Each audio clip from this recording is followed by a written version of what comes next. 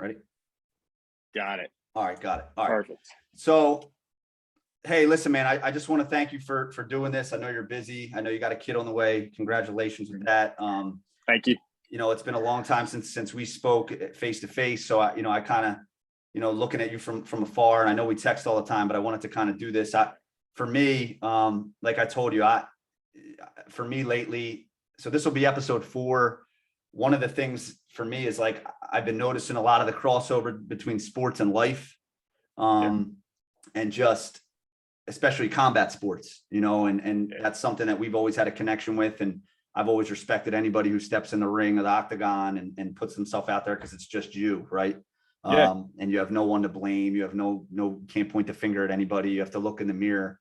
And it's like, there's so much connection. And, we live in such a time of social media and reality television. And you look at Instagram and how everyone's in Vegas doing this and doing that, and everyone's life's great.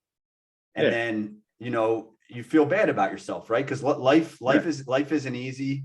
I would say more than half of it is tough. You're dealing with relationships and fathering, or paying bills, or getting up and having to go to work every day, right? So most of that, people don't relate to the highlights. They look, and it's interesting because we look at them all day, but it does something to you mentally when you're looking at that, and then you kind of feel bad about yourself. So someone who in the last few years has had struggles with my brother's death, and the death of one of my best friends from opioids. And I always relate to the person who has to go back in the depths and go figure it out. And I think that I looked at this moment as an opportunity where you and I could kind of get back together. We've known each other for maybe close to a decade now. And I looked from afar, man, you had a lot of noise around you, and there was guys hitting you up on Twitter. I'm like, who are these guys? I'm watching. And, I think now it's like, and we can get into it, but, I'm sure that a lot of that noise has faded a little bit. And it's like, all right, well, now I got to go back and look in the mirror and say, what's next? What am I really made of? So I think, there's a lot of lessons that could be taken from it. I think maybe someone out there could hear it and say, hey, I can apply that to my own life, where I'm struggling with this, but hey, it all kind of relates. And, there's a lot I want to get into. I think, before we do though, I think just to give people a background into how we know each other, and kind of, where we met, and some things we remember, and then we'll kind of take it through up into the last fight. So like I said, jump in where you remember, but 2013, 2014, I become a foot beat. At the time I graduated the police academy, I'm brand new into the 25th district, which at the time it still is probably the most violent district. Right. And 100%. Yeah, we grow up like 15 minutes from there, but you don't realize people are getting their heads blown off, and it's a different world. It's a different world. You and I don't live in that world. No, we don't live in that world anymore. Yeah. And it's crazy. I go down and I'm a foot beat. I'm at 5th and Westmoreland, where it's like, they're just shooting each other while we're out there. Nobody cares. Yeah. And I remember you were with George Lane at the time, and you guys were good cops, and you guys were a few years ahead of us. And it was like, how do we, we want to be like these guys, what can we learn from these guys? And you guys would come pick us up and throw us in the back seat like we were criminals. I remember we would show up to like robberies, and you guys would forget to unlock the door, roll the windows down, and we're like stuck back there. Right. And then, we had a lot of laughs, man, a lot of fun. And I think, eventually me and you worked together. I think we did a year together where we learned a lot about each other. And I think our connection was, one of the main connections was fighting. I love boxing. My dad loved boxing. I always loved the art of it. I always respected anyone who did it. I did a little bit of it, and I kind of like would get in the ring, and I'd be like, man, these guys that do this, it's such an art, And so me and you would talk about that. And that was at the time you were kind of, like I said, I admired, man, you just like would watch fighting videos. That's all you did. Like we would be parked. And I'm like, yo, Chris, you want to go pull a car over, man? Man, I'm watching this fight. And it was just, you were just zoned in, man. You were obsessed. Yeah. Obsessed. And obsessed is a good word.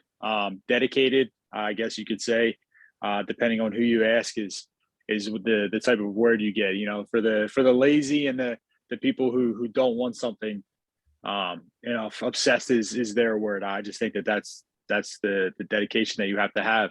Mm-hmm. And you know what? It's just something that I can't go a day without thinking about. I can't go a couple hours without thinking about. If my mind, if my mind is focused on another path with my family, then it's focused on that. Mhm. And I don't think about any kind of fighting or anything like that. But the moment that switches off, it's straight back to fighting. And I think that that's the main reason where I got to, my success is that I'm obsessed with it. If you want to say, like, I'm living that lifestyle, Mhm. Yeah.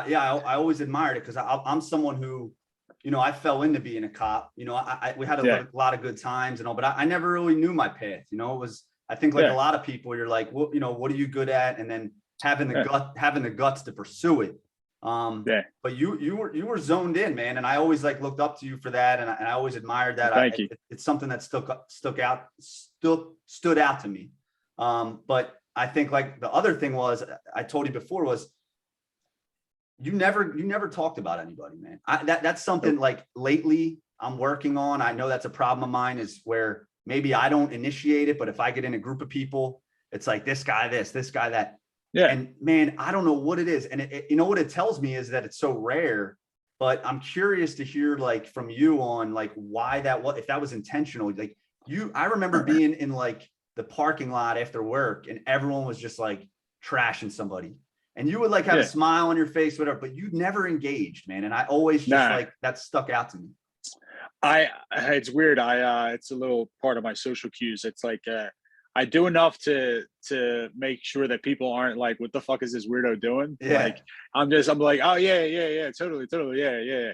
But I don't partake in that. I don't think that I need that in my life. And if people want to talk shit about me, they can talk shit about me. I'm more the person, if I have a problem with you, or if I want to talk shit about someone, I'll just do it right to your face. I just don't think that there's really a reason. Like, you get those highs and, like you put someone down, makes yourself feel a little good.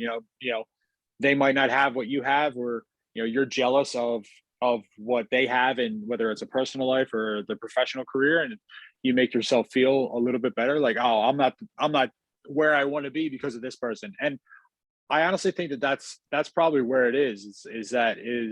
I always seen that as not truly like a weakness thing, but like as a you're jealous, or you're more of, you're holding yourself back. Like, if you're jealous of someone who's got a better career or a better position in life or anything, I think that it's on you to go out and get that. Like, and that's the one thing that I'll pass on to my son and my daughter when she's born, is that there's really no need for that, because you can be anywhere you want to be. And if in life, in whether it's an athletic endeavor, whether it's in a professional career or your personal life, if you truly don't want to be in your surroundings anymore, you can do whatever you want to be. If you want to be a fucking multimillionaire, billionaire, you can do that. And I just think that, I never really got that whole talking shit thing. Is that something, does that come natural to you, or is that something you worked on?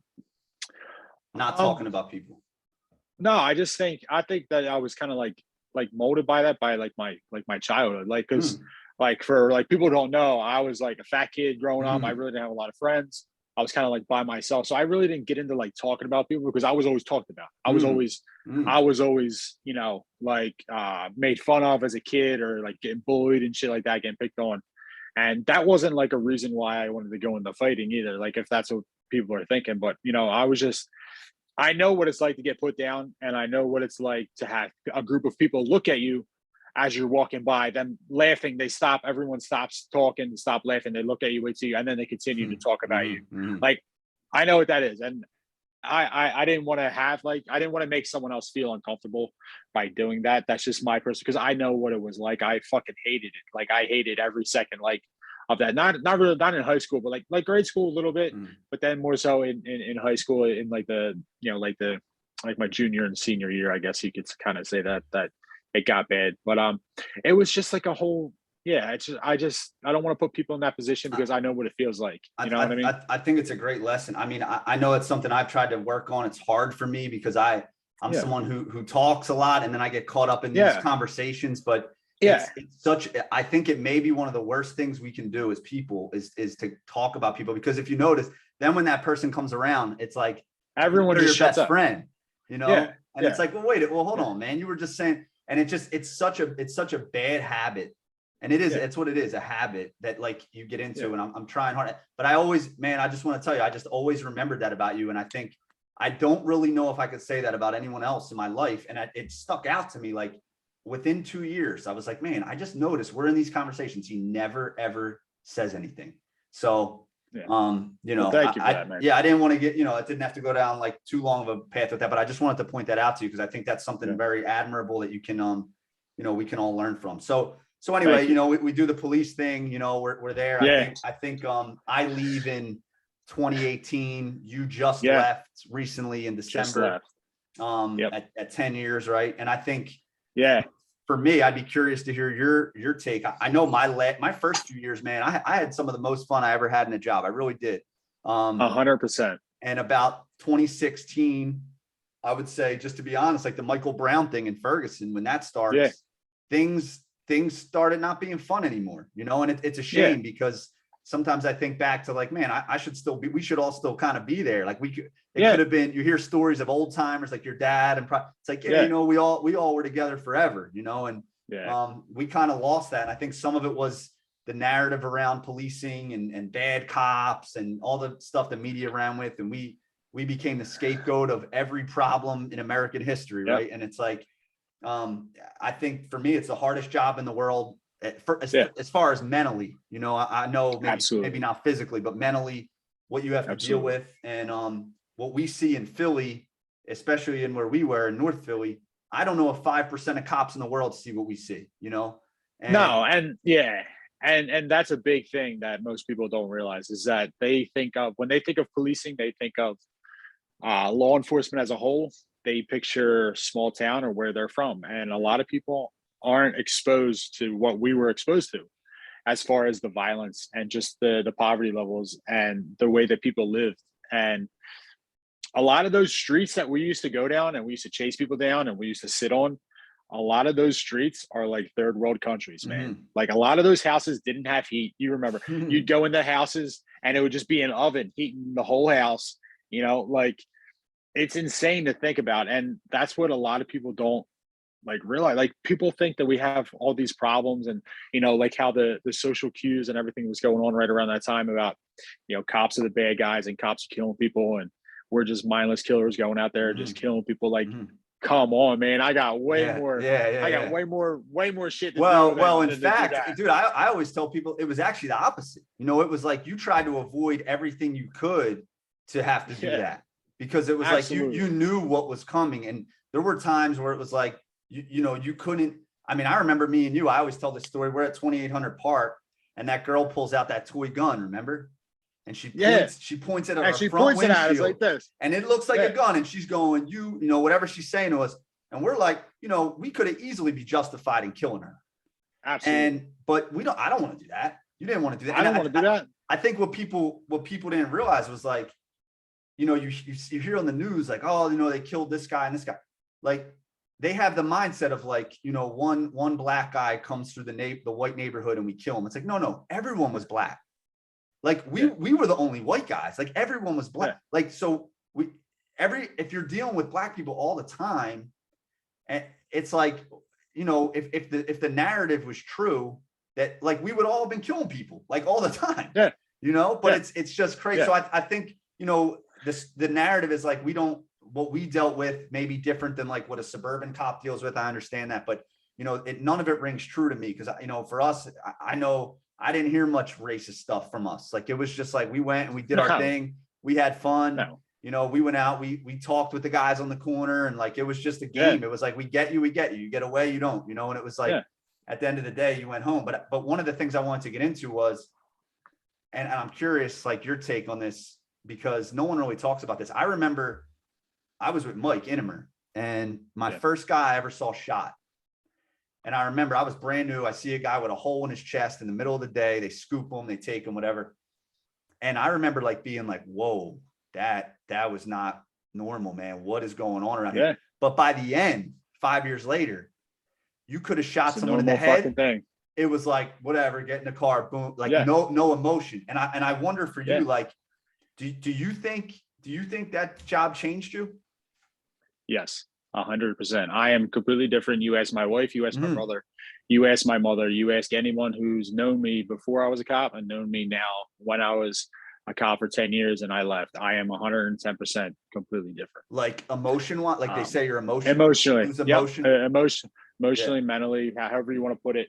I am completely different. And so Depending on the people, day, yeah, like your wife really, has like brought up, hey, I noticed the change, like, because you knew her prior to being a cop, I assume. yeah. Yeah. Yeah. We were dating for a while. I met her when she was in high school. I just got out of high school. We were together when I was working at grocery stores and shit like that. She knew me before then. Certain days, she brings it up how, I'm emotionless sometimes, or, I kind of just really, I'm just like, I have like a lackadaisical attitude towards like big, like quote unquote, big things in our lives or her life. And I'm just like, okay, like I want to say, I don't want to say like I'm emotionless, because I'm not. Like there's things that I get extremely emotional about, like anything that involves my son or my soon to be daughter or my family and anything like that. But as far as like if anyone's talking about like violence or anything like that, or like you were saying, like you see someone who the first person that you saw shot, and that's a whole big thing for you. It's like, oh my God. But then you go 5 years down the line, or even where we're from the 25th district. You go a year in. How many people have you seen shot in a year in the 25th district? Yeah. Like, I remember one time me and Carapucci scooped maybe like 10 bodies in a week.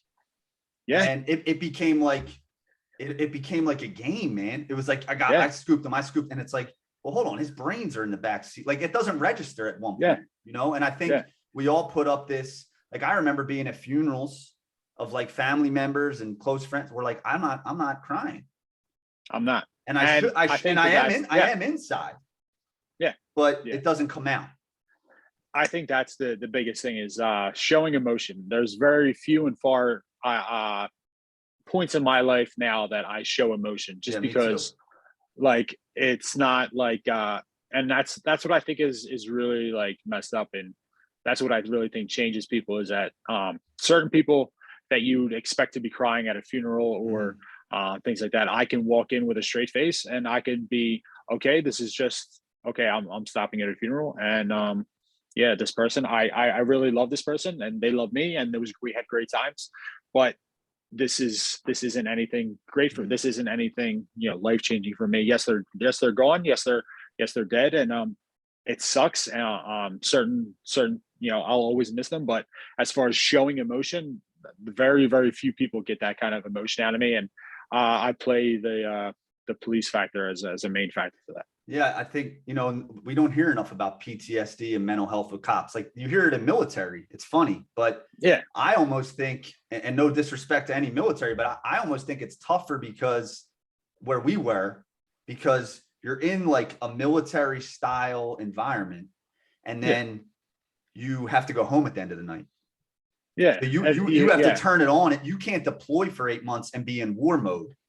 You're like, now I got to go home and be with my family and act normal. It's like, well, hold on. I was just had 6 dead bodies in my backseat, and I had bullets flying by my head. It's like, I could have got killed. Yeah. So it's the emotional roller coaster. And I remember talking to George Lane about this, was like, he's like, it took me a year to realize that place was messed up, man. Like, that place is really, and what's crazy is that, cops can't get PTSD, but now that there's, like, I was talking to some older heads, like older guys who were on the force, and not really older guys, but them. I'll tell you who they are off air, so that their name's not out. But they tried going out and getting the 32, and they couldn't, because they were trying. They were so messed up with PTSD and stuff, like they couldn't function normally as far as going home. Like they've been in some shit, like shootings and getting shot, and they just couldn't. And it's a fight for the city, because the city doesn't believe that cops can get PTSD.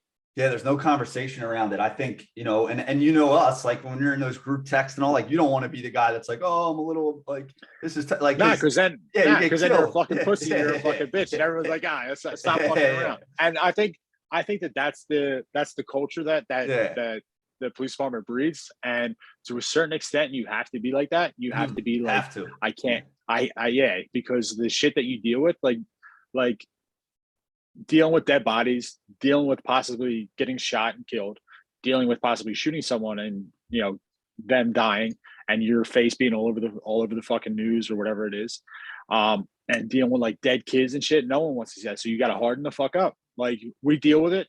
You fucking deal with it, and that's it. And then no one talks about when you're fucking seeing those kids looking at you in your fucking dreams. Mhm. You know what I mean? And their hands out, look, like, help me. And then you're like, no, I can't fucking do it. And you wake up and you're fucking like, what the fuck, dude? You know, that shit's fucked up. Well, and you got to be tough because those guys, they test you based on, like, those guys on the corner, man. I always tell people, they don't realize, like, we're not pulling over grandmom for a parking ticket. No. You're pulling over the dude that, if he can get away with it, will blow your head into the street. No problem. Yeah. And doesn't think about it. No emotion, no value on life. So you have to have that tough exterior, because they, you know, they look at you like, hey, what's this guy going to be like if I test him? So it's the combination. You're dealing with the cops, you're dealing with the guys. And then I think you almost become part of that neighborhood. You know, you're there so much. You have to. You're there more than your home. So you're like, you become one with that place almost. There's a piece of that. You have to. And still, like, there's some of that still in me, where I have that toughness that I'm always kind of putting up that front. But I think, you know, one good thing about that job, at least I thought, was you learn a lot about yourself, man. You learn quick. Yeah. How am I gonna, you know, one thing about if you remember what Mike Tyson said, was like, everybody's got a plan until they get punched in the face. And it was like, true. You can go, you want to be a cop. Okay. You want to go down there. Okay. But you're going to learn quick. Like, what are you going to do when there's adversity? What are you going to do when something pops off that you weren't expecting, and you're leaving Wawa and now you got a gun in your face? What are you going to do? Yeah. And, you know, how are you going to be prepared at any moment to be in the fight for your life or someone else's life? And so I just thought, you know, like no other, it really equates to life, but like no other job gives you, maybe in the medical field or the ER or whatever, you get some of that, but not where you're going to get killed. And so you're dealing with like seeing it. And then also, you know, you're getting tested, and it's like every fucking day, right? Every day. Do you think that you took anything from that? I guess, like, what I would ask you is, now that you're done, what would you say was like your greatest lesson looking back, that like you can maybe take to fighting or take to life or whatever, like that you could take from those 10 years? Like, hey, you know, that sucked, or I had all these issues, but I think this made me, and I grew here. This made me into this person here, or whatever. Just dealing with that adversity, man. Like you were saying, you never know what the hell is literally going to happen. Mm-hmm. I mean, you could be coming out of Wawa grabbing like a water or whatever you're going to grab, and next thing you know, you're running after a dude who's through the parking lot, and he was just shooting somebody, and then you got to be able to figure it out, and then he's going to turn the gun on you. Like, I think being able to you know, deal with those situations and being able to mentally prepare to always be ready to go, not necessarily always be on edge, but always having that situational awareness and that switch to be able to go, because I don't think a lot of people have that. Mm-hmm. You know, and you don't know, and you don't know if you have it until you're put through it, right? And that's the thing. And I think that at that point it's too late. You know what I mean? Like the police academy, I don't think does a really good enough job on preparing people for what they come to, because I think if they did, a lot more people would quit in the police academy than when they do. There's, you know, you were already gone, but me and Jay were working together. We're split up.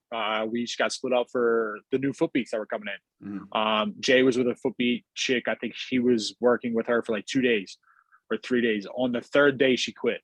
She said, I can't deal with this. Wow. She said, I'm done chasing people with guns, robberies, dead people. Wow. She was just like, I'm done. Yeah, it's not for everybody, man. That's for it's sure. Not for everything. And here's I'm not saying it because she was a female. I'm just saying she as an individual couldn't deal with that. Mm-hmm. And there's nothing wrong with that. That's just, no, I mean, it's not female or male. I mean, how many times you see a guy that came out of the academy and he was I'm the big bad cop, and then like you get put through something, all of a sudden he gets taken down a notch. Like, oh man, like, exactly. I don't know if you were there. We were on Broad Street, Broad and Erie, new foot beat, bothering like an old time guy about drinking a 40. Were you there for that? And the guy just sucked. Yeah.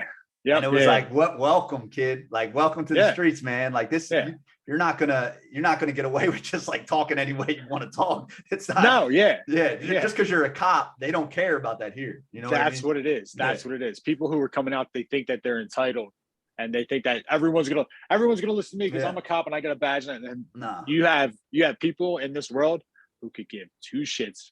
Well, They don't care. The question I always get about you is like, oh man, he must have been like beating people. I'm like, dude, it's funny. We were like me, you, and like I know Pooch and George, like we would talk our way out of stuff most of the time. That's like, the thing. That's what they don't teach you. It's not like, yeah, Chris is going and putting guys in headlocks. It's like I never saw Chris really like maybe once or twice. Most of the time we were able to finesse our way into things because there's not always a need to be like assert your authority. It's like, dude, if I can get out of this by talking to him, let me just get out of that by talking to him. Yeah. You know? So yeah. I think so. What do you last thing on the cop thing? What do you miss the most, man?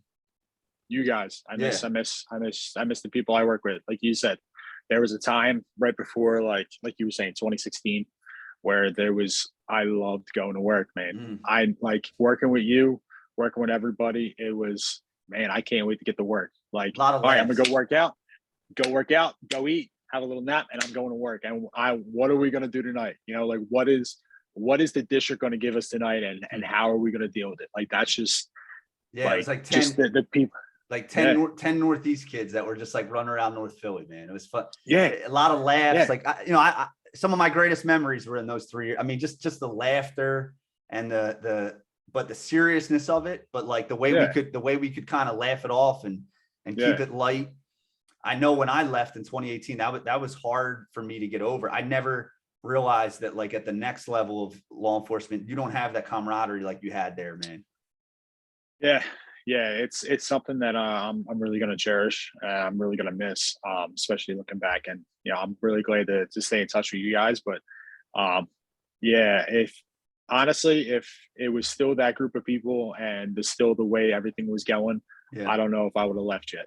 No, me either. It's a shame. It's a shame. It almost forced us out, But I think in a way it kind of put us on some paths that maybe we wouldn't have followed that might end up better. So So, to move on, I think just to, I always hear, every time I hear like an interview with you, it always starts at Parker Porter. And it's always like, I'm getting a call from Parker Porter, I'm driving home. So like, if you don't mind, like, let's take it back. So you grow up Northeast Philly, right? Like just like me. And as everyone who, most people that listen probably are familiar, but that's a neighborhood where you have 1 of 3 jobs. You're a cop, fireman, or union guy, right? And it's very easy to become complacent. And I think so. You go to North Catholic. How was like family life growing up? Like I know you mentioned like having like issues with weight and like whatever, getting made fun of, but like how was the family life? Family life was good. Parents were divorced. They divorced when I was 8 years old, so it was a split household. Was that tough? It was tough. I mean, it was okay. I mean, I miss my dad. At the time, my mom was awesome. She's still awesome. Making do with what she could do, working 12-hour shifts as being a nurse while taking care of me and my brother. So my grandmother really raised us. I'd go to my dad's like, I think it was like every weekend, every other weekend, something like that. I hated it. Yeah. I absolutely hated it. I just think it was because I just didn't have fun. Yeah. Like I wasn't having fun. It was kind of like everyone can relate to being on quarantine. So I was kind of like locked down. Like I was like locked down in my dad's house or like his apartment at the time, like not doing anything. Like, I was hanging out with my dad, but like I was like a kid. I wanted to go out and play, and he didn't have like the most money because what happens in divorces. So we weren't in like the best neighborhood. And where were you? Down in like North Catholic, down that way? No, he was over in like the second. So like over on like Rising Sun. Yeah. Yeah. I mean, it's by all means, it wasn't a bad neighborhood. It wasn't like, the best neighborhood, but we just really didn't go out. So, and you and your brother, it's just you two, no other siblings, right? Yeah. And so you guys, at the time, but now my dad's been, remarried. I have a half sister and I have a half brother. So you and your brother, Kyle, are you guys always close when you're younger, or was there like so it was always tight? You guys were always tight. Yep. Yeah. And it was just us. It was literally just us. Like, we'd go to school, we'd come home, we went to the same grade school, we went to North Catholic together. So it was always us. There was really no one else. I mean, we had friends in the neighborhood, but it was pretty much just us. Yeah. Do you play sports? I think you play lacrosse, right? Do you play anything else I before played you started? lacrosse. Yeah. So actually all through like grade school and all that, I played soccer. I played soccer for like 18, 19 years of my life. Hmm. Played basketball going through grade school. I was always, like I said, I was always a fat kid. Yeah. So I never That played. hey, listen, that changed recently. You were the fat kid up Yeah. until that. Yeah. So yeah, it took 30 years of my life to be a fat kid.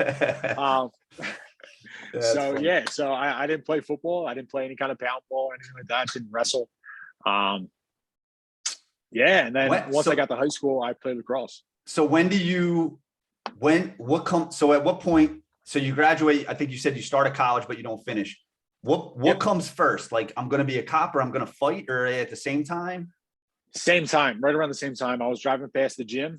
I was like, I really want to do this. This is something that, but like everybody else and myself, I had anxiety about joining something new, about doing something different. And then my old man was on me about, joining the police force. So I started training, got myself a little bit of shape. I failed the physical test. So he came into the gym, talked to my head coach now, Will Martinez, and said he better not fail the next physical test. And I passed the next physical test, and I'm fucking here. Been doing training and, being a cop for 10 plus years now. Now, is Kyle first or you're first in UFC? Like, I mean, not UFC, but fighting, like when you're younger. Who started, you or him? I did. I started 3 months before him. Yeah. Okay. So you become a cop. It's weird now. So it's weird. Like back then, which is what, 10 years ago, UFC, I mean, it's not like something you're going to make a career out of. Like, it probably like, yeah, it's cool. But like the Conor McGregor stuff didn't start yet. Like, where it really got on the big. map. Yeah. So it was big at the time, but it wasn't as big as it is today. Like you want to go, like you tell somebody, I'm going to go fight. Like, what are you doing? Like, I'm going to go do MMA. No one knows what the hell you're talking about. They're like, you're going to get in a cage and fight somebody. Like, yeah, I am. Yeah. So my interest is like, where does it come from? Like, do you ever think like what, cause look, I've been in rings. I mean, not to your level, but I've gotten punched in the face it's not fun. It's not like something that you like wake up wanting to, I'm going to get beat up today. So like, do you think it's like just a release, an outlet, something that gets stress away? Like what keeps you back then? What keeps you in that, like gets you excited to fight and keeps you going back? I think it was, me being a fat kid, I was seeing the physical changes that I had seen in myself, the natural ability I had, and just being able to keep up with people who were doing this for, years before I started. And then I was just able to actually like, hold my own. And like, I think it was like more of a confidence thing, like, I feel really good about myself. Like, I can handle myself. And it wasn't any kind of like a cocky thing. Like I was looking for fights or anything like that. It was a newfound confidence that I truly never had growing up. Like I was saying, like earlier, we're talking about people. I never really liked all that because I was always self-conscious. I even the way I carried myself, my physical posture it was slumped over, the shoulders run, my head was down. Like I'd walk past a group of people, I'd like put my head down and I like turn. I like do all that. That's just how I was as a kid. It was, I don't know where it came from. I guess like you said, me being an overweight kid, I was just always really self-conscious about a lot of things. And then you get picked on about that. And then the next thing you know, people are finding out your parents are divorced and they're like, that just adds on to it. So then you just build yourself there. So maybe it was some of that. So you think maybe it was some of the family, like whether it's trauma or some of the stuff that as a kid you're going through, it's like an outlet, like to kind of, hey, let me work. Like I never worked through this stuff. Let me work through this. Is kind of my release where I'm not thinking about anything. I'm just working. And that's the thing. Like I think like that really hits it on the head, is that I never really had like that. I was always competitive. I was always in sports. I was always, athletic. But there was never really, nothing ever really drew my focus to where I was so focused on that. Whatever that task was at hand during the training session. So like when I found MMA, I found, fighting, that's when that really took off, to where there's a couple of training sessions where I was like, I have no idea what was going on around me, no Yeah. idea what was going on Yeah. like outside of life. It was strictly this is the task at hand, and this is what I'm going to deal with. And Mhm. I really fell in love with that, and that's really changed my whole outlook on life as far as when I have something goal oriented or like a task at hand, or I have to do something, that's what needs to be done. And I think that's what, if you ask my wife, that's that kind of gets on her nerves, because if I get something in my head, Yeah. I have to do that before I do anything else. Yeah, like upset. That's where the obsession stuff comes from. So I Yep. think Yeah. we talked a little bit off air, and I thought what was interesting was like, I followed you. I went to a lot of your fights as an amateur, Yeah. and you weren't some like guy that was like on the front page of UFC magazine. You weren't Nope. like the next phenom coming out of North. Nope. It was a very up and down career. It was honestly probably Kyle maybe had a better amateur career. You can correct me if I'm wrong. No. And he No, was no. So yeah, I'll correct you. So I had the better amateur career. So my amateur career, I was 4-0. As an amateur, Kyle was 5-5, 6-6. But it wasn't until excuse me, he made the jump to pro, he started losing all his weight. He decided he became singular mindset on making 185. That once he turned pro, it was night and day. You would say, if you look back at his old fights compared to his fights now, you'd say that wasn't the same person. That's just he's truly turned it around. And when he got signed by the UFC, he was 9-0, 10-0, ready to go, and he was an animal. And he still is an animal, but it's really his night and day compared to his mental strength and his physical ability from when he was an amateur to now. And I think that's the biggest thing between us, is that I had it easy. I'll admit it. When I had it easy as an amateur, I was knocking people out. Things were coming easy to me, and I wasn't really taking things as serious as I could. And I thought the pros were going to be the same thing. Won my first pro fight, and then I kind of went on a skid. And next thing you know, I'm looking at myself in the mirror. I'm cutting to make 265 pounds, and I'm like a 500 fighter. And I'm looking at myself like, do I really want to do this? Like what am I doing with myself? And Kyle's going off and soaring to the moon, being the championship. So yeah, it was a rude awakening. Yeah, I think that was probably what I meant, because I remember you having some tough moments. Like I remember at Parks, you having a great first round. I don't remember the guy's name, and then the second round you lose, right? Yeah. I remember we go, and it's funny. It's like us same 6-7 guys, and it's like we go over to Jersey in the snow, and they call the fight. You're at the end of the bar drinking whiskey. We're like, what the hell? It's like, I got ringworm. The guy doesn't want to fight. But it was like, I was always interested in like, how long is he going to keep this up? Like, did you just always have, was it like, oh, I just love to fight, so I'll fight until I'm 50 if I don't care about anything? Or was it the vision? I'm going to turn this around. Like, I'm going to get to where I want to get to. But because like in those moments, man, there's got to be some moments where you're like, man, let me just go be a cop. Do I want to keep doing this? Do I want to keep doing this? Do I want to? That's a main thing. And I think it's more of not whether or not I want to do this. It's whether or not I can truly look at myself in the mirror and live with myself, as far as, did I try my best? Did I know it's cliche, give your 110%, whatever it is, but I didn't want to live my life. I didn't want to wake up and look at my wife and the family that I created and say, tell my kids, how could I look in my kids' eyes and tell them that, if you truly want something in life, that you can do anything you want, when I fucking quit. I didn't want to be a quitter, and that's well, it shows. I just don't want to quit. Sometimes when you're really close to success, a lot of people quit right before that because they can't see it, and it's like, man, you keep pushing, you never know what's on the other side of that, and I think so one thing, when I left in 2018, I know like there's some confusion with me on like what happens next. Like I know I guess you have a couple more fights, and then I always hear the Parker Porter story, but like, one of the things, I guess my question is like, did you do anything? Like, I know you get the call to fight him, but is there anything you sit down with Will Martinez or your brother and say, all right, man, look, I got to be all in. Like, I got to get my diet under control. I remember you doing a little strength and conditioning like early, but like, you were never the most fit guy. Like I remember we would go to Wawa or City and I View. fucking house Yeah, shit. your house. Like Yeah. you're still fighting and working out, but like Yeah. I remember Sergeant Walsh always used to be like, Eddie looks like he does some more road work than you. Like it was like a joke. Yeah. Like, so is there a moment pre-Parker Porter where you're like, dude, I got to be all in because I'm never going to get to this. And maybe Kyle inspires you. Like what? I'm curious to hear about that. All the above. So the Parks fight that you were talking about, it was CFFC. It was the championship fight against Zoo. So I got knocked out in the second. Derek Lewis. I kind of look like Derek Lewis.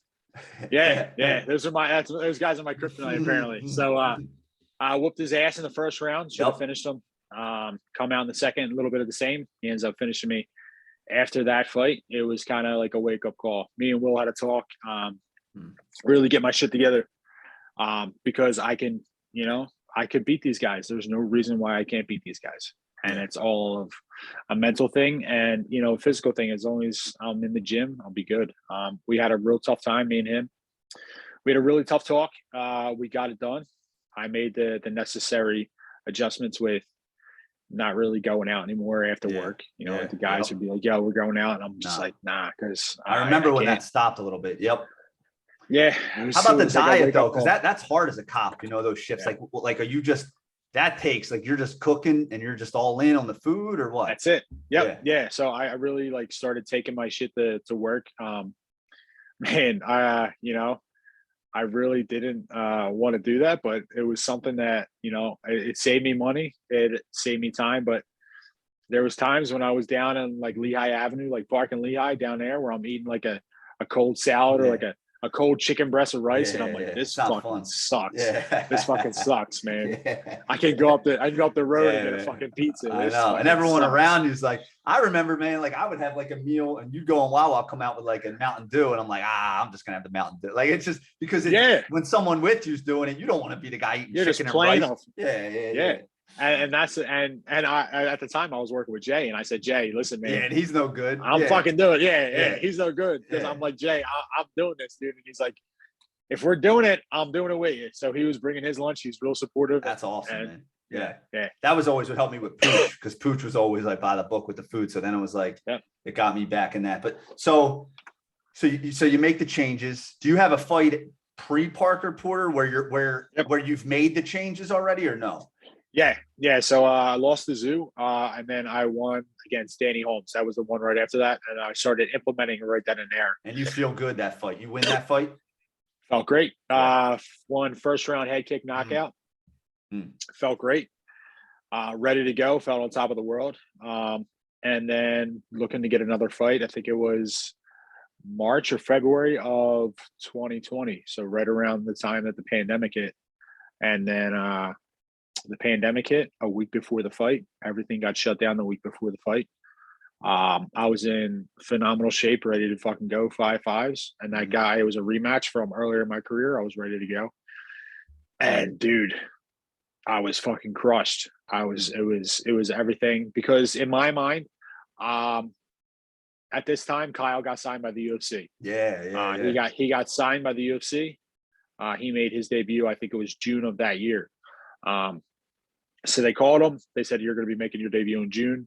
At that time, I was crushed. I didn't think that I was going to be getting the call.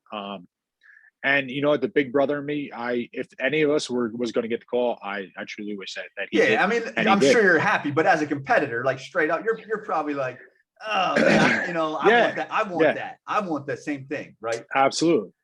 Yeah.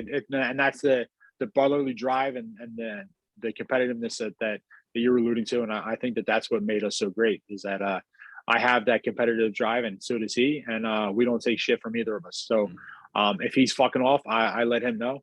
And if I'm fucking off, he lets me know. And I think that's what being held accountable is one of the main things because, you have other people in the gym, they're not as invested in you as you are. Yeah. They're not invested in other things and they'll let shit slide or, don't worry about it, man. You had a bad day. Nah, man, get your fucking shit together. Right. Like we're not playing games anymore. Like this isn't it. This is the highest level. There's dire consequences when you step in there. You change. You can change physically for the rest of your life if Hell you yeah. fuck up in there. Yeah. And that's what I Yeah, think. that's a great point, because even friends, they always tell you what you want to hear, and they're always giving you accolades, but it's like, how many people really have someone in their life that's like, yo, man, get it together, dude. Like, you're not living up to your highest ideal here. You're not being No. who you're supposed to be. And I don't like it. And maybe only family, maybe if you're lucky, one friend, maybe a wife or a girlfriend, but like,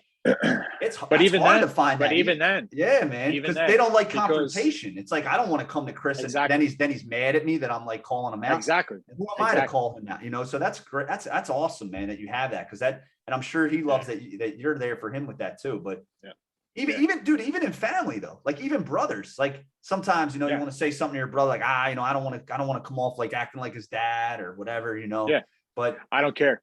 It's great. I don't care because I think it goes back to not like talking shit about people. Like I said earlier, I was like, if I have a problem with you, I'm gonna fucking tell you that I have a problem with you. Mm-hmm. Or if I have a problem with the way that you're doing something, and I think that plays a factor in our relationship, is that if I think he's fucking up on something, if I think he's if he's just coasting, or if he's just half-assing certain training, and just I'll get on him and he gets on me, and that's just how it is. And I think that's what truly makes us be able to compete at the levels that we're at.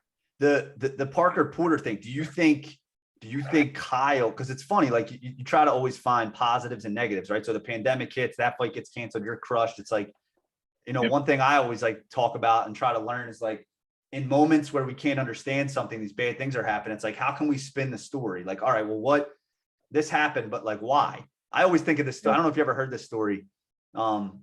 It's like, there's this farmer and his horse dies, and they go, oh, it's a shame that your horse died. And he goes, maybe. Yeah. Maybe. And they go, well, the next day he gets 7 horses, and it's like, oh, that's awesome. Maybe. And the point of the story is like, you don't know what's good for you. You don't know why things come. Maybe that fight gets canceled in the moment. It's the end of the world, but like, no, maybe it opens a new door. So I think when you look back, do you say like Kyle, do you think him getting in the UFC put you on their radar to fight Parker Porter? Absolutely. Yeah. I was scheduled to fight for the regional promotion, CFFC. I was scheduled to fight for their belt in August, right before I got the call.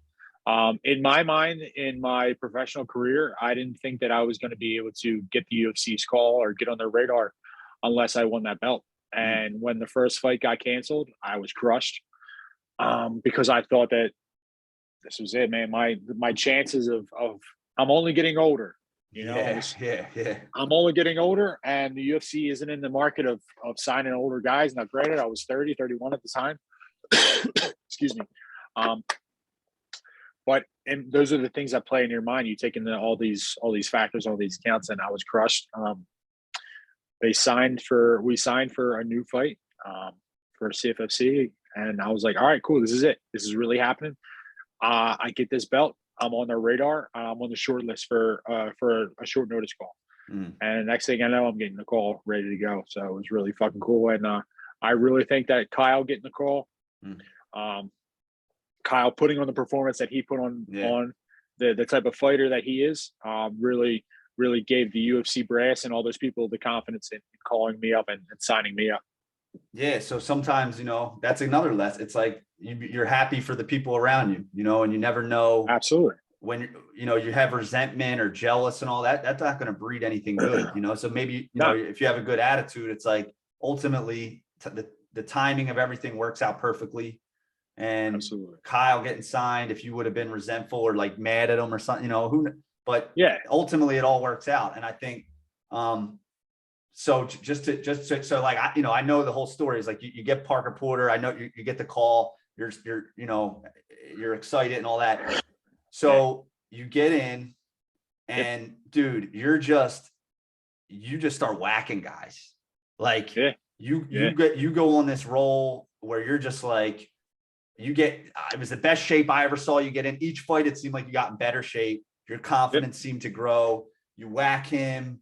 You whack that. What's his Rodrigo Namasente or whatever. You Alexi or Alecki. What's his name?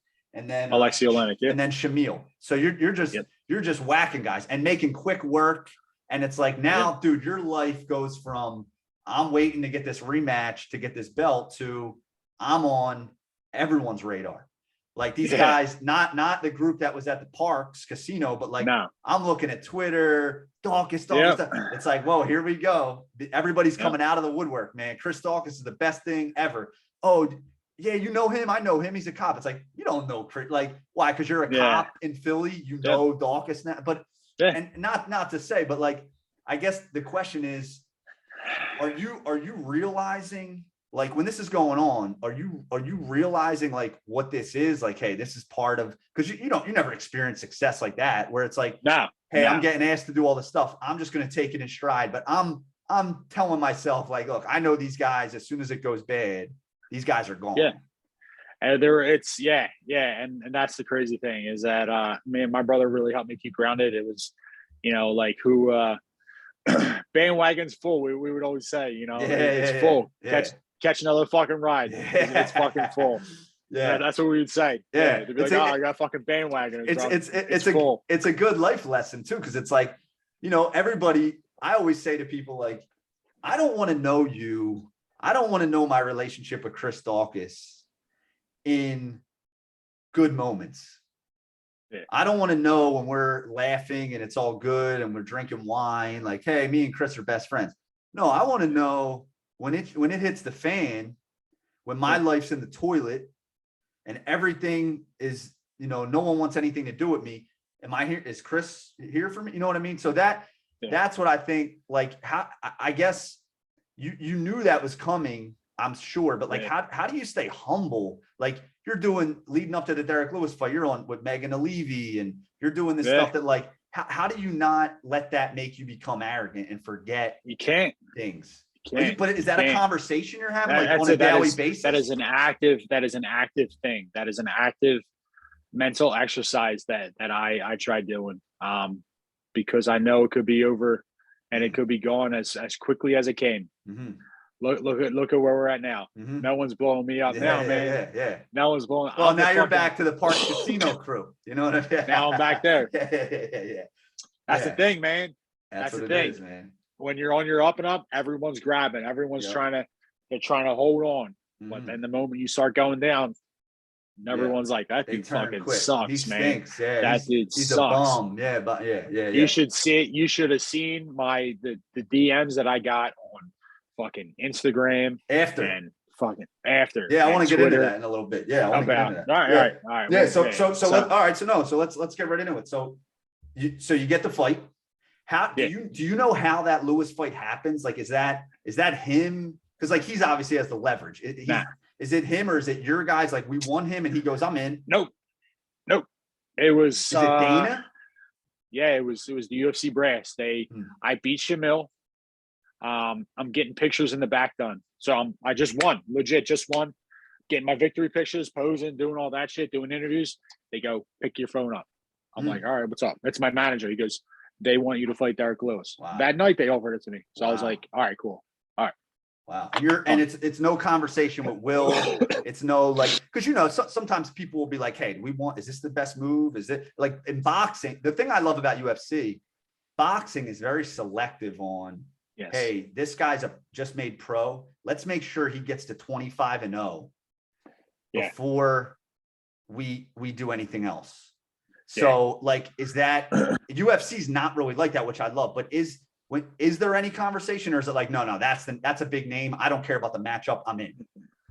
It was more of okay, real quick, Derek Lewis. Okay. I think we could beat him. I have all the confidence in myself. Coach Will, do you think we could beat him? Yes. Kyle, you think we could beat him? Yep. Pat, you think we could beat him? Okay. All right. Let's fucking do it. Okay. Let's go. I have 1,000% confidence in my own ability. And if the people in my corner and in my life that I'm going to be, grinding it out with for the next 10 to 12 weeks, have that belief in me that I'm going to be able to do it. Absolutely. So business as usual. It's you, Kyle and Will, I assume, in your camp. Yep. You're just going back to, Martinez, BJJ. Right into it. And it's like, you guys sitting down, coming up with a game plan? Or you guys like, hey, let's just stick to what we do? Like, I hear some guys, like McGregor always used to say, just, I don't care who it is, it's the same play. Like, I never believed that. I always thought it was like, hey, we got to adjust to, but Is it like, let's see what he's good at, or hey, let's just double down on what we want to do? No, you are definitely aware, and you game plan for things that they do well and tendencies that certain people have, but you can't get so focused on that you forget what you're good at. Forget that it's an equal playing field. You know, like I'm going in there and he's worried about me, and I have to worry about him. Mm-hmm. I have to make him worried about me and what I do and what my physical abilities are and what my skill set is. I can't just be worried about, oh my God, what Derek Lewis is going to do to me, you know, and just be so focused on that. Now this is different than the other fights where you're a main event. So, and Derek Lewis is a household name. So you have a lot of noise, man. Like there's a lot of media obligations. The whole police, they want to do videos at the police department. It's like, how are you compartmentalizing that? Like, how are you staying focused on the biggest fight of your life and like keeping everyone quiet on that? Like, I guess, is there something you look back on and you say, man, I wish I kind of maybe didn't do this, or I wish maybe I didn't answer all these texts, or I wish I didn't, like, is there something you think you could have focused in on, or like, because that's brand new to you. I mean, you're never been in that kind of fight, you know? No, absolutely. If there's anything, I mean, dude, I'm gonna be honest with you, 100% honest with you. I felt 1,000% like I was gonna knock him the fuck out. You looked confident, and I'm pretty good at, I feel like, gauging like, he doesn't look like you on that ring walk, man. I'm like, he looks pretty confident. I was 1,000% confident in my preparation and in everything that the team did. I take nothing away from anybody else. Derek Lewis got me. He cut the cage off. What's the game plan though? Like, what's your if you don't touch him up? Yeah. Like box. Yeah. Touch him, stay on the outside, work his body, drag him down into like the later rounds, and then finish him. Because I'll tell you, you know, I say the same thing about Kyle. You guys are unique in a way in which, like, you guys can box. There's a lot of UFC guys that can't. Their hands are always down. They're not able to like counter punch. They're wild swingers. So, you know, my idea was like, okay, he's going to try to box them. But one thing that like I think like sucked was, and I'm sure you think the same thing, you never got off. Yeah. Like, you never were able to, and I would have been curious to see, like, because you're a unique dude, like you have quick hands. Like, I would have been curious to see if you get off first, how's he respond? Because he's not the most in shape dude. Like, he gets tired quick. Yep. But he got off first. So it's like like if you fight a guy on the street, they always say, get the first punch off. Yep. But he got off first. So it's like, do you think of that? That's what happens, man. Do you say like, man, I wish I would have got off? Like, he never got to really feel me. Yeah. If I'm being 100% honest, yeah. But there comes a point in time where I have to be a professional, and my own ego needs to be checked. And he won. He did exactly what he needed to do. He backed me up. He cut the cage off. Mm-hmm. He knew that I like to move. I was in and out. I was able to, you know, touch him up if I was able to do that. I was a lot quicker than him. You know, and he worked his game plan in that smaller octagon. He let me back myself up to the cage, and once I backed myself up to the cage, he started cutting it off. And he flurried, and he does what Derek Lewis does. Mm-hmm. He knocks people out, and that's what he did. Man. Was the punching power more than you expected, or about what you thought? No, it's exactly what I thought it was. I had no misconceptions about you know about how strong and how powerful his punches were. In my opinion, he is the hardest hitting individual I've ever fought, and he's the hardest hitting person in the UFC. What was there a punch that you remember that, man, that's the one that clipped me? Like, or was it just the whole flurry? Because I remember, the whole flurry. Dude, you at one moment, it's funny, at one moment you come out of it. You start kind of trying to fight. Yeah. And then I just didn't move my feet. Yeah. Was it like something prior to that got you, like, really messed you up, or was it post, like, hey, he got me on the temple, or like, because I didn't really see the main punch that, like, where you really like felt it. Like, it seemed like it was a few. Yeah, it was definitely a like a flurry of punches. There was nothing really sticks out in my mind. I remember getting hit with the first one, no big deal, call with the hook. I answered back. He went for the takedown. My legs gave out, and then from there, that's when my legs gave out and he finished up, and that was pretty much it, man. It's a part of the thing, and that's why I'm here, man. Yeah, I think. And last thing on the fight, one observation I make about you is what I think is your strength is also maybe your weakness, which is you're a very unique heavyweight. You're not 270.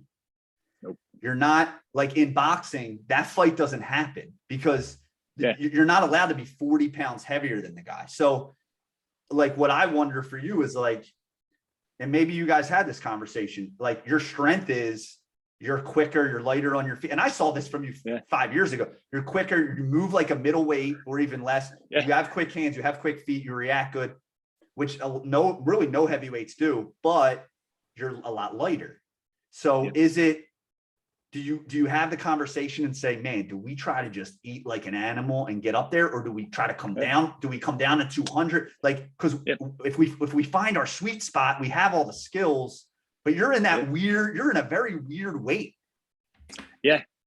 That's definitely been the point of conversation as of late. You have some people who want me to just bulk up and get bigger. You have other people who think that it would be better for me to cut down to 205. I'm walking around right now like 240, 245. There are guys who fight at 205 currently who walk around at 240, 245, and they cut to 205. It's definitely a conversation that is being had, but as of right now, I'm staying at heavyweight. Just trying to. Well, maybe I don't even think. Yeah. Maybe they'll add. Maybe they'll find some. I know there's been talks of finding like that catch weight. Like, there has been talks, but I don't know how serious that is. I mean, if they do like a 235-ish, like 240 weight class, but then you're gonna have the fucking guys who were walking around at 260, 265, cutting down to 240. Yeah, well, because now, dude, now the cuts are brutal. People are killing themselves on those cuts, and because they can't find, a lot of guys end up like you. I almost think. Not that my opinion is matters, but I almost think you bulk up, you risk losing some of what makes you great. Yeah. The quickness, and it's like at 205, you're quick, you can stay with the speed, and it's like, are they going to be able to handle your strength then? So it's like that's interesting if you go down, but like I guess the question is what is cutting to 205 going to like deplete you? I don't know. Yeah, and that's the big thing is, I'm faster than the heavyweights because of not necessarily my smaller size, but just because of I'm just more athletic than those guys. And the people who are at 205 are generally more athletic than the heavyweights. Yeah. So it's kind of like, all right, now I'm kind of just jumping into pools of myself. You know what I mean? Yeah, you're in a weird. Yeah, you're in a so weird weight, I'm in a weird fucking spot. So, but you know what? Taking 270, dude. Like, and Derek Lewis is a natural 270, maybe bigger. And he looks. Bigger. I mean, you just see when he walks in and you walk in, it's like this is a way different size. And he's definitely bigger than 260. That's like he was cut weight to make 260. That's like me taking bombs from you. You know what I mean? Yeah. Like I'm 50 pounds lighter than you. Like that does something to you. That's why that's why in boxing they keep you at the height and weight. So it's an interesting thing to keep an eye on. So I think just like we'll try to wrap this up. So now what, dude? So this is the ultimate test. We talked about it. You find out who your friends are. You find out who your friends aren't. You find out some things start to reveal themselves to you about your life, the ultimate conversation that we all have, the one with our own selves, right? Like you come home every morning, everything goes back to normal. Hey, and I'm sure I can predict what it was. Should I just go back and be a cop? Am I good enough? Yeah. Am I ever going to be able to get back to that level? All these people that loved me didn't. So you're dealing with all these emotions, and you find out at the end of the day, it's your wife, your kids, your family, your brother, maybe a couple friends if you're lucky, just like all of us in life. You're lucky to have a few people if you're lucky. And so what's that like? Like what's next? It's the worst. It sucks. It absolutely sucks. So what a lot of people don't realize, I've never shared anything like this. So I was cool with losing. I was cool with fucking losing. Mm-hmm. It's a natural thing. I knew my time was going to come before I lost in the UFC. This is it. I was okay with losing that night. Next day on the way home, plane touchdown in Philadelphia, and I'm fucking sitting there. And I'm fucking sitting there waiting for everyone to get off the plane, and I'm just start fucking crying. Lost my shit. I get off the plane, standing there, realizing I have to go back to like see my son, see my wife. She was on the plane with me. She's, she didn't see me crying until I got off the plane. She's like, "What the hell is going on?" I lost it there. I lost it again at the baggage claim, waiting for my fucking bags. And it's that self-doubt, man. It's that the fucking conversation that you have to have when you look at yourself in the mirror of, like you said, is this truly it? Am I good enough to be here? Am I just a fucking flash in the pan? Is this, like, did I fuck up? Did I screw my family over? Did I screw everyone? Like what the fuck am I doing? And it's a constant fucking thing. And it's a constant thing day in and day out. I wake up and I just look at myself like, you fucking suck. Yeah. Like, that's what people don't realize. Like I fucking suck. Like you said about the DMs, right? You're getting DMs from people. Yeah. And that's the thing. Like, never in my wildest dreams did I think about growing up thinking about sending Michael Jordan a fucking letter or fucking Derek Jeter, sending them a letter because they didn't have DMs and all that shit fucking when we were growing up, saying, "Hey, you lost that and you fucking suck. I hope your kids get cancer and I hope you fucking die." Like, I never thought about sending anyone. It's amazing, isn't it, man? It's amazing. It really is amazing. It's amazing about the audacity that some people have to be able to, and here's the thing. That's what's cool. And that's what's fucking horrible about social media is that me being a quote unquote, like, I'm verified on like Instagram and Twitter and shit. Like you can reach out and touch the people who, as when we were growing up, they were untouchable. They were like heroes. They were like superheroes. Like, oh, that's Michael Jordan. That's Kobe Bryant, or that's Larry Bird. That's whoever it is. Having the access to those people now just makes people think that they can just do whatever the fuck they want. Yeah. And what I think is like most fucked up is that if me and you were standing in a room, you wouldn't have the balls to say hi to them. You wouldn't say shit. No. But because you're behind on a telephone or a fucking computer, you think you could tell me whatever the fuck. But if I was to see you in real life, you wouldn't say shit. Yeah, I think you wouldn't say shit. Dude, that has to be hard. I think, but what I would take from that is the average person never even experiences that because they're never doing anything great. And so that's what that's what you're getting that, dude. I think you're on the right path here. If you listen to anybody that's like the Joe Rogans of the world, all these guys, like they're constantly filled with hate mail and but they're success stories. But I'm sure, hey, it does something to your brain. I mean, you're not used to that, and it's like all this negativity. It just feeds the self-doubt. And that's the thing. Like, I'm still processing it. I'm still processing I'm not processing the loss. I'm processing on how I feel emotionally and how everything is, like the self-doubt. Like, do I really am I as good as I thought I was? Am I as good as they were making me out to be? Yeah. The first four guys that I whooped their asses in the UFC, are they just fucking that terrible?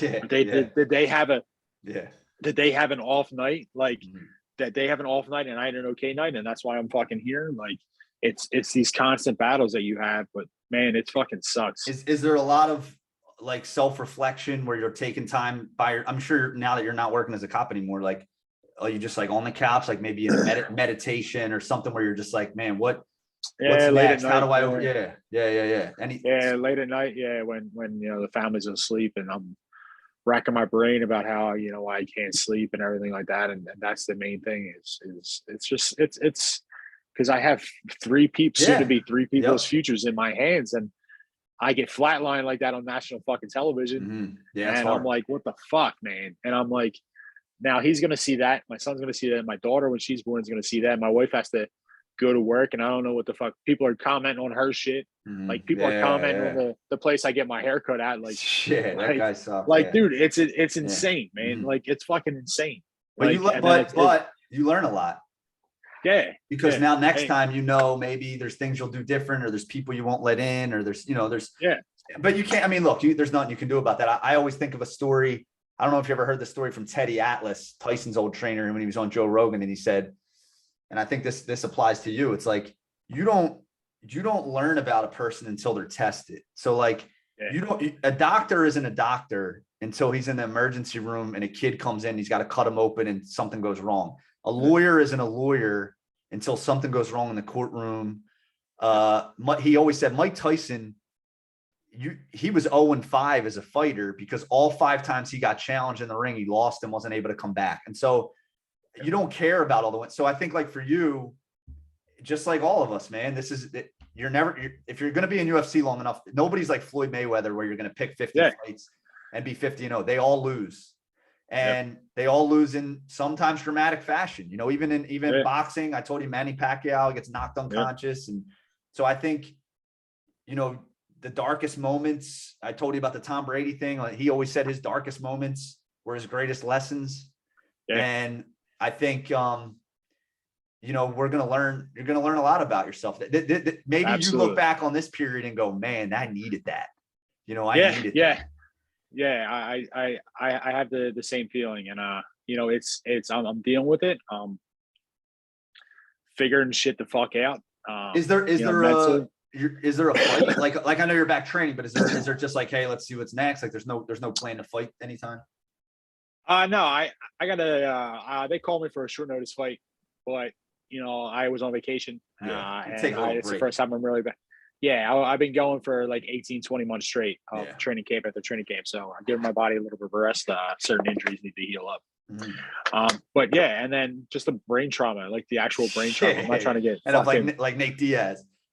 Yeah, I'm not trying to get be slurring my speech in 3 years. Yeah. So, well, hey man, Hey, look, I wish you the best. I'm in your corner. Anything you need, I think the world of you, man. And anybody who gets in that octagon, you can be sure those guys DMing you never stepped in a ring or an octagon. Definitely not. you put yourself on the line, and I totally admire. You've inspired me with like leaving the police department and pursuing what you want to do, because it's so easy to get caught up in that and just be content with making excuses. And I'll retire at 30 years, and you found something, and you kind of let it take you in a good direction. So I guess last thing that I'll leave you with is like we talked about earlier where we grew up, and like how hard it can be, and how you can get in those like bad ruts of like just not knowing what you want to do, and there's so much negativity, man. And it's like everyone wants to bring each other down. Like what would you leave someone with who maybe isn't getting encouragement, or had to have a divorce, and they're younger and they're like, man, this doesn't seem right. I can go towards drugs and alcohol or this and that, but like any words of wisdom, any advice of like what maybe a young kid who looks to you and goes, man, look what he did, and then look what he's going through now, maybe I can do it. Yeah, look around you. If you see the people, you see the environment in which is around you, know that if you don't change anything, that's the exact environment that you're going to be in 30 years, in 40 years. And are you okay with that? I was never okay with that. I no disrespect to anyone who lives in the neighborhood or where I grew up, or any people that I interacted with as a kid or knew me as a kid. But there was people who I seen growing up who I could already tell from an early age, they were just going through the motions. They weren't truly living. They were just doing whatever. They were just existing. Whether it was down a path of bad decisions with alcohol or drugs, or just being unhappy in life, as like working at a quote unquote dead end job, that I never wanted to be like that. And if you don't want to be like that, you can do absolutely anything in your power to change that. And there's really no reason why you can't change that. The only reason that you won't change that is strictly because you make the conscious decision on not to change it. If you're just like, oh, this is my life, I'm a fucking quote unquote piece of shit, this is my life, no, if you want things to change in your life, you change it. Yeah. And that I think sometimes it's easier to just say, hey, this is how I grew up, this is what I'm supposed to. Yeah, this is what's expected of me. This is it. This is who I come from. I come from a people of union guys, or I'm supposed to be a union carpenter, or I'm a cop. My dad was a cop. I'm supposed to be a cop, and I'm going to do this until the day I die. And then in 5 years, I'm going to have a heart attack and die. Yeah. Like, I hate that. I always had that same feeling. Like, it's weird. I always would like think of me on my deathbed, and I would say, looking back, am I happy with like my decisions? And one thing that always scared me was like, man, you took no chances. Like everything you There's did no what ifs. was what everyone in your life told you to do and what you're supposed to do. And the thing of like about you, as soon as you want to do that and leave, like there's people that want to pull you back down. Why are you doing that? That's stupid. You're not going to have money in 3 years. You're going to have to come back. All the stuff that it's like, no, man, like I can always come back, but I can't live not saying like, oh man, I never even tried anything. And so I feel like if more people just realize that you can try, you can say, hey, I'm good at this. I'm going to take a couple of years and I'm going to try to pursue this. And I don't have to, just because I have certain circumstances around me, but it's not easy. As you know, it takes discipline. It's not.